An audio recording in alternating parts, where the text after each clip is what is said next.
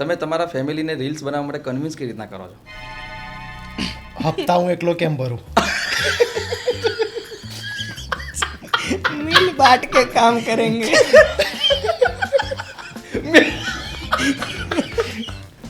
क्या વાત. એ જ આન્સર બધા સરસ તો આન્સર હે. હા કે હપ્તો હું એકલો કેમ ભરું. પણ કુશલના ફેમિલીનું હું ઓળખું છું ને ત્યાં સુધી એના પપ્પા જે છે ને એ બહુ ફ્રેન્ડલી માણસ છે.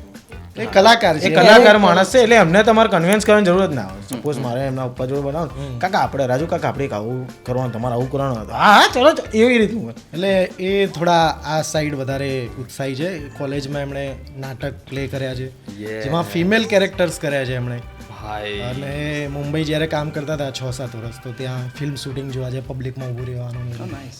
તો હા થોડો એકાદો અંશ એમનો રહી ગયો છે કરવાનું, તો આપણા થ્રુ થઈ જાય છે.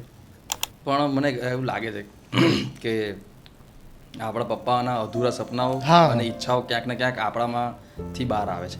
એક્ઝેક્ટલી આપણા કામથી, આપણા વર્તનથી અને એવી રીતના. એ મારા પપ્પા પણ એમના કોલેજ ટાઈમમાં વિસનગરમાં બહુ જ નાટકો કરેલા છે. પછી એમણે બહુ પછીથી કીધું, જ્યારે હું તબલા શીખવા બેઠો ત્યારે હું પેલા વાયોલિન વગાડતો હતો. પછી એક જગ્યાએ કોઈ એક નાટકમાં સ્ત્રી પાત્ર ભજવવાનું હતું, બરાબર, તો તરત એમના આખો આલ્બમ કાઢીને લાયા. આ જો હું સાડીમાં કીધું, અરે શું ખુલી રહ્યું છે આ બધું. મને એમ કે મેં અહીં બચ્ચોનું, અરે મેં તો શશી કપૂર નીકળા.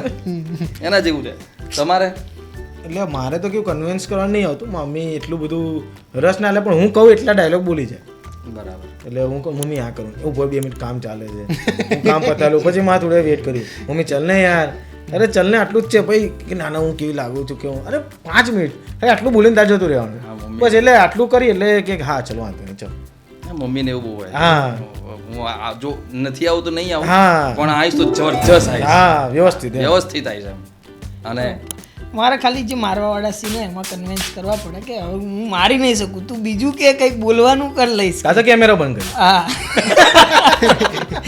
એટલે એમાં ખાલી કોઈ કહી ના જવું જોઈએ કે આવું ના કરાય. હા તો કન્વિન્સ કરવા મારો છો તમારા છોકરાને એવું કહી ના જવું જોઈએ કોઈ.